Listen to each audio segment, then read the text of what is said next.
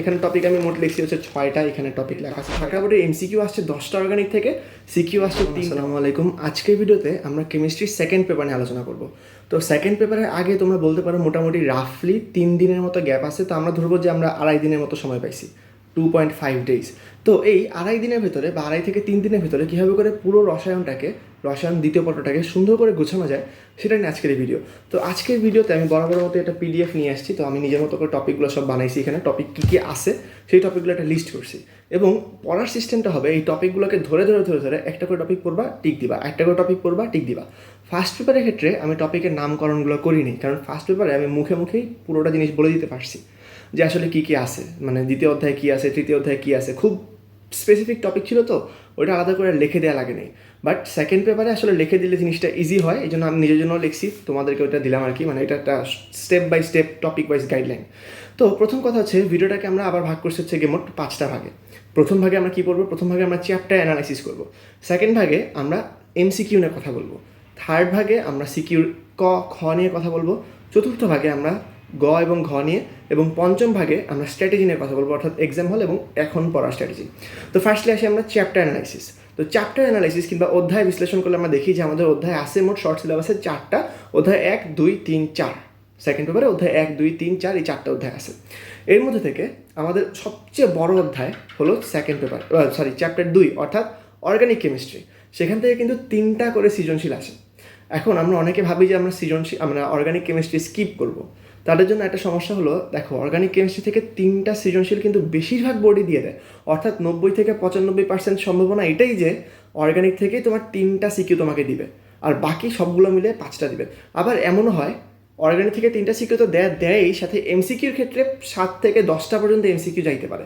তুমি বুঝতেছো? মানে ঢাকা বোর্ডে তোমাকে যদি আমি দেখাই, আমি ঢাকা বোর্ডে দেখছি উদ্ভাসের অ্যানালাইসিস থেকে, সেখানে দেখাইলো যে ঢাকা বোর্ডে এমসিকিউ আসছে 10টা অর্গানিক থেকে, সিকিউ আসছে 3টা, অর্থাৎ প্রায় 40টা মার্ক কিন্তু শুধু অর্গানিক থেকেই আসছে। যে পড়ে যায় নাই সে হয়তো সিকিউগুলো দেয় নাই, বাট এমসিকিউ 10 কিন্তু সে, যদি বন্ধু বান্ধব না থাকে আশেপাশে থেকে গেছে। তো যাই হোক, এখন আমরা আসি। তো প্রথমে চ্যাপ্টার 1 থেকে আমাদের সিকিউ 2টা আসবে, মানে মোটামুটি শিওর 2টাই আসে। 2টা বাইরে 3টা যায় না, আবার একটাতে তো যাবেই না, 2টাই আসে। তো এখান থেকে কী পড়তে হয় বেসিক্যালি আমাদের, দেখো আমাদের 2টা পার্ট বেসিক্যালি এখানে আছে। প্রথম হচ্ছে আইডাল গ্যাস এবং রিয়েল গ্যাস, 2টা গ্যাস নিয়ে আলোচনা করা হয়। আইডাল গ্যাসের যে ইকুয়েশন PV=nRT, তারপরে হচ্ছে বিভিন্ন সূত্র, যে আইডাল গ্যাস কখন, মানে রিয়েল গ্যাস কখন আইডাল গ্যাসে বিহেভিয়ার, অর্থাৎ বাস্তব গ্যাস কখন আইডাল গ্যাসে বিহেভিয়ার করবে, এরকম জিনিসপাতি আমাদেরকে শিখতে হয়। এবং লাস্টের দিকে আমাদের আছে আরহেনিয়াস, ব্রনস্টেড-লাউরি এবং লুইস, এই যে অ্যাসিড বেস, ক্ষার অম্ল, এই যে থিওরিগুলো আছে সেগুলো তোমাকে পড়তে হবে। আর মাঝখানে আছে ডালটনস ল অফ পার্শিয়াল প্রেশার, অর্থাৎ আংশিক চাপের সূত্র ডেল্টনের, আর হচ্ছে গ্রাহামস ডিফিউশন ল, গ্রাহামের ব্যাপন সূত্র। বাংলাগুলো ঠিক বলছি আশা করি। তো এই জিনিসগুলো আসলে আমাদের এই চ্যাপ্টারে আছে। বাকি আমি টপিকের নাম তো এখানে দিবই, তো এগুলো তুমি জাস্ট একটু পড়ে নিবা। হ্যাঁ, এই চ্যাপ্টারটা কিন্তু তুলনামূলক অনেক ইজি, মানে পুরো রসায়ন দ্বিতীয় পত্র বইয়ে এই চ্যাপ্টারটা তুলনামূলক অনেক ইজি। এই চ্যাপ্টার আর চ্যাপ্টার 4, হ্যাঁ অধ্যায় 4, এই দুটো অনেক ইজি। আমরা যখন অধ্যায় 4-এ যাবো তখন আমি আবার দেখাবো এটা কেন এত সহজ। এখন চ্যাপ্টার 1 তুমি বুঝছো, জিনিসটা কিন্তু খুবই ইজি। চ্যাপ্টার 1-এ উদ্ভাসের যে ম্যারাথন ক্লাসটা নিছে, সেখানেও ধরো 2 ঘন্টার ক্লাস নিছে। ম্যারাথন ক্লাসের লিঙ্ক লাগলে, আসলে তোমরা তো সবাই জানোই ম্যারাথন ক্লাসের লিঙ্ক লাগবে, বললে আমি দিব, আর নাহলে তোমার সার্চ দিলেই পাবা।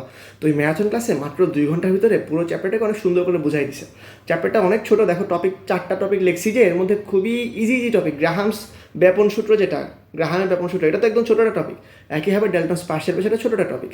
কাইনেটিক এনার্জি, অর্থাৎ গ্যাসের গতিতত্ত্ব, এখানে একটাই ফর্মুলা আছে, 3/2 nRT আর 3/2 PV। তো এই যে জিনিসগুলো আবার আছে 3/2, ওই যে P/D, ওই ডেন্সিটি আর প্রেশারের ফর্মুলাটা একসাথে। এই 3-4টা ফর্মুলা মুখস্থ করলে কিন্তু চ্যাপ্টার 1 শেষ হয়ে যায়, একদম ইজি। এখন চলো চ্যাপ্টার 2, অর্গানিক কেমিস্ট্রি বা জৈব যৌগ। এখান থেকে 3টা সিকিউ আসবে, আগেই বলছি এমসিকিউ 7 থেকে 10টা আসবে। এখানে টপিক তুমি যদি আলোচনা করো, মোটা দাগে আলোচনা করলে একদম মোটা দাগে 2টা, অ্যারোমেটিক, এলিফ্যাটিক, একদম মোটা দাগে।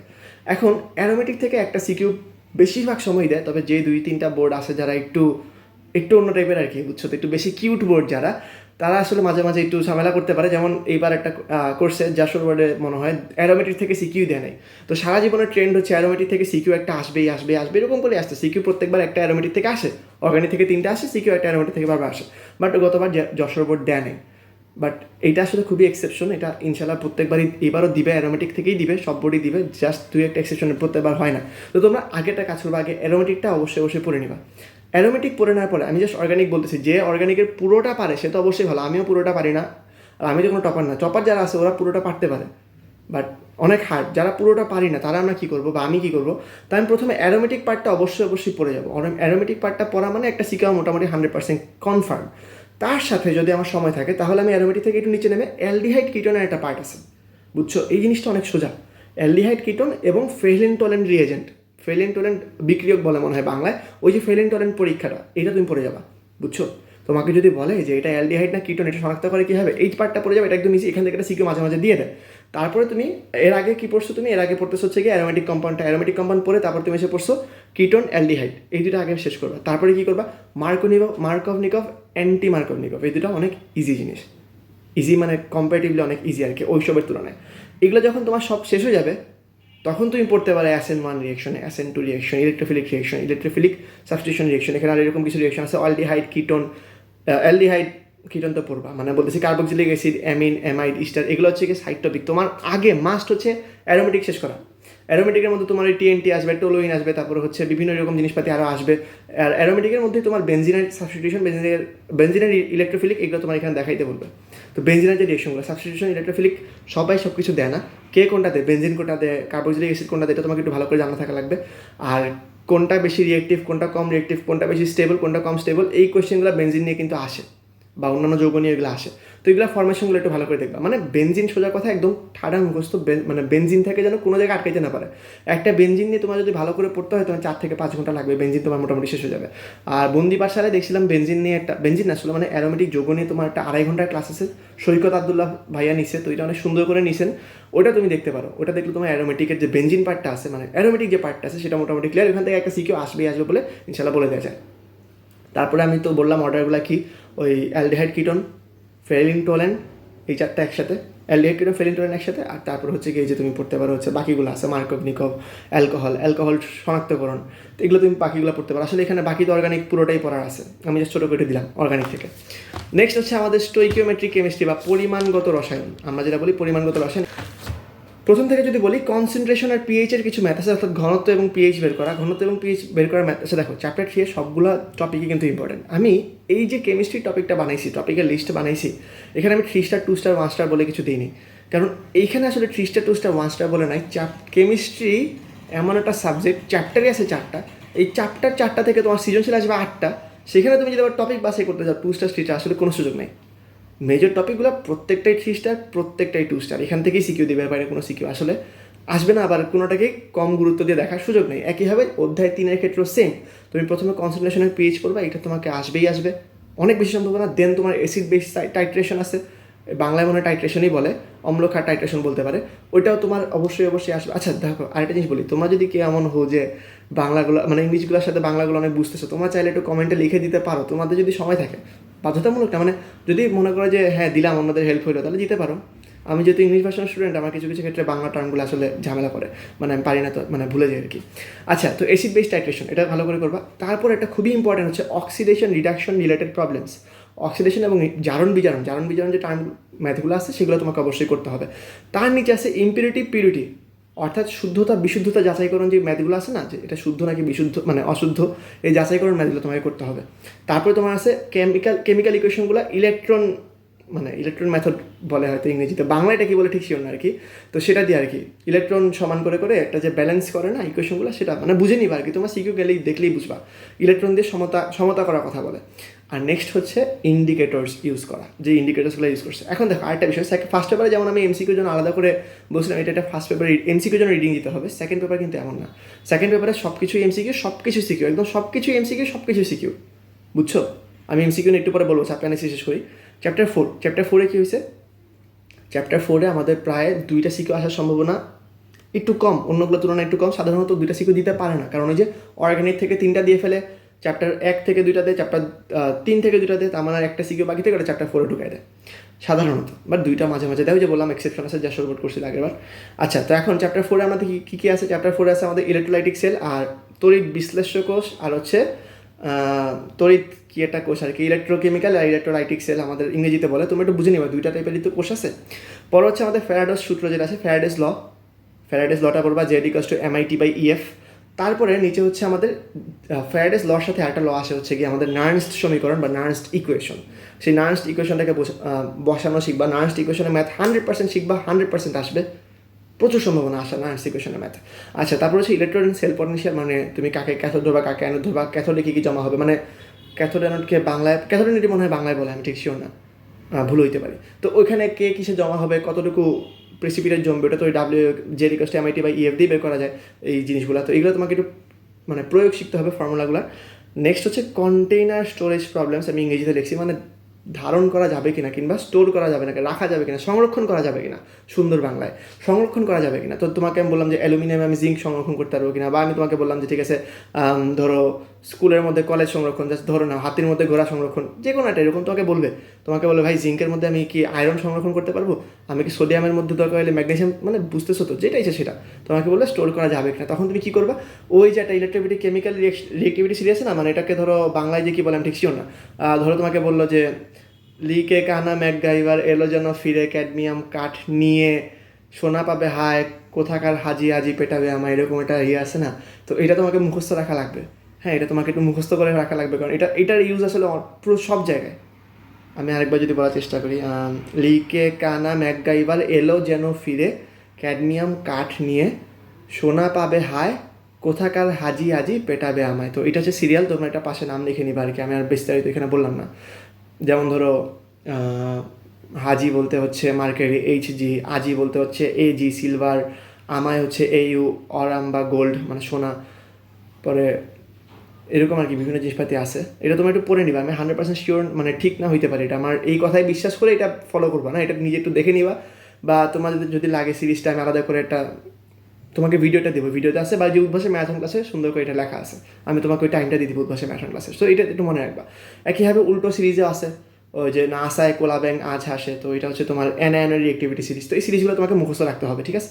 তাহলে আমাদের চ্যাপ্টার 4 মোটামুটি তো দখল চলে আসবে। এখন আসি আমরা এমসিকিউ নিয়ে। এমসিকিউ কী করতে হবে দেখো, এই জিনিসগুলোতে আসলে বই রিডিং দিয়ে যে এমসিকিউ পারবা সেটা থেকেও বেশি সম্ভাবনা হচ্ছে গিয়ে তোমাকে প্রচুর পরিমাণে এমসিকিউ প্র্যাকটিস করতে হবে। কারণ দেখো, তুমি যখন পরিবেশ রসায়নে যাও, তোমার বইয়ের যে রিডিং, হ্যাঁ বইয়ের রিডিং থেকে তোমার ধরো 7টা যদি এমসিকিউ আসে পরিবেশ রসায়ন থেকে, তোমার বই রিডিং থেকে 2 থেকে 3টা আসলো, বাকি 4টা কিন্তু তোমাকে হাতে করে ম্যাথ করে শিখতে হবে। এটা এরকম সমস্যা করে, আমি দেখলাম প্রচুর পরিমাণে সমস্যা। এই যে এইখানে সেকেন্ড পেপারের এমসিকিউগুলো আমার খুব বিরক্ত লাগে, মানে সোজা একটা জিনিস দিলেই চলে, এগুলোকে একটা ফিজিক্স আর ম্যাথের প্রবলেম বানায় ফেলার কী দরকার, এগুলোই করে প্রত্যেকটা এমসিকিউ। তুমি দেখবা সেকেন্ড পেপারে তখন তুমি ঢুকবা, প্রচুর পরিমাণে ঝামেলাটিক প্রবলেমেটিক এমসিকিউগুলো। তো এগুলো তোমার হাতে প্রচুর পরিমাণে করতে হবে। এগুলো সে বই রিডিং দিয়ে শুধু চলে যাবে এরকম করে সম্ভব না। তুমি যদি চ্যাপ্টার 3 অধ্যায় 3-এর এমসিকিউগুলো দেখো, তোমার মাথা ঘুরাবে, তুমি যদি আগে প্র্যাকটিস না করো, বুঝছো? মানে অনেক আগেও যদি করো এখন তোমার মাথা ঘুরাবে। তো তোমাকে এটা প্রচুর পরিমাণে হাতে করতে হবে। আমি তো প্রায় ধরো অনেকদিন ধরে 1 মাস ধরে তো এমসিকিউ মানে অধ্যায় 3 পড়ি নেই। আমি যখন আজকে ফার্স্ট ধরছি আমার মাথা ঘুরাচ্ছে, পরে আমি বসে বসে বসে বসে ফর্মুলাগুলো একটু করে আস্তে আস্তে আস্তে আস্তে হাতে আসবে। তো তোমরা যখন ঢুকবা ভয় পেয়ে যাবে না, ভাই সব উল্টাপাল্টা লাগতেছে না, এরকম উল্টাপাল্টা লাগবে, কিন্তু তুমি হাতে নিজে নিজে 15-20টা 30টা করো, ঠিক লাগবে ইনশাল্লাহ, সমস্যা না। তো বুঝছো এই জিনিসটা কি এমসিকিউর ক্ষেত্রে কী করতে হবে তোমাকে, বই রিডিং তো ঠিক আছে দিবাই, বাট হাতে প্রচুর পরিমাণে করতে হবে। কারণ এখানে প্রত্যেকটা অধ্যায় হাতে করার অধ্যায় 2 ছাড়া প্রত্যেকটা অধ্যায় হাতে করার অধ্যায় 2 হয়তো তোমার মনে মনে রাখতে পারবা, বাট ওইটাও কিন্তু হাতে করা লাগে, অর্থাৎ জৈব যৌগ। ক খ এর ক্ষেত্রে একটা বড় একটা ইম্পর্টেন্ট ফ্যাক্টর হচ্ছে আমরা অনেকে অর্গানিক স্কিপ দিই, কিন্তু এইটা বুঝি না বা এটা জানি না যে অর্গানিকের ক খ কিন্তু স্যার ম্যাডামরা বা আমাদের সম্মানিত শিক্ষকগণ অন্যান্য অধ্যায়ের ভিতর ঢুকিয়ে দেয়। তো আমরা যখন খুব মজায় প্রথমে দেখি যে আরে অধ্যায় 1 পরিবেশ রসায়ন থেকে আসছে, গ এবং ঘ দেখে খুব খুশি হই, ঠিক তখনই ক্ষয়ের দিকে চোখ গেলে কিন্তু মন বিষাদগ্রস্ত হয়ে যায়। কেন? কারণ তখন দেখা যায় খ আর কতে অর্গানিক রূপী কিলাররা বসে আছে, ঘাতকরা বসে আছে। তো এইটা যেন দেখতে না হয়, ঘাতকদেরকে নিজের আপন আগেই বানিয়ে নিবা। আপন কেমনে বানাবা, ওদেরকে একবার একটু হ্যালো হাই করে যাবা, একটু হ্যালো হাই কোলাকুলি করে যাবা, গেলে তুমি গিয়ে দেখবা যে আমি এগুলো লিখতে পারতেছি। তুমি যদি ওদেরকে জীবনও না দেখো, ওরা তোমাকে প্রথম দেখে মেরে দেবে, বুঝছো? তো আমাদের কী করতে হবে, অর্গানিক যদি আমরা পুরো CRD নাও পড়ি, আমরা যেন ক খগুলো রিডিং দিয়ে রাখি। কারণ বেশিরভাগ এখন ট্রেন্ড আমি দেখতেছি ক খগুলোকে ঢুকাই দেয়। কারণ আমরা যে বেশি চালাক, আমরা হচ্ছে গিয়ে কী বলি, আমরা যে মানে অর্গানিক একদমই অ্যান্সার করবো না, তখন সারা কী করে ক খটাকে ঢুকাই দেয় অন্যগুলোর মধ্যে।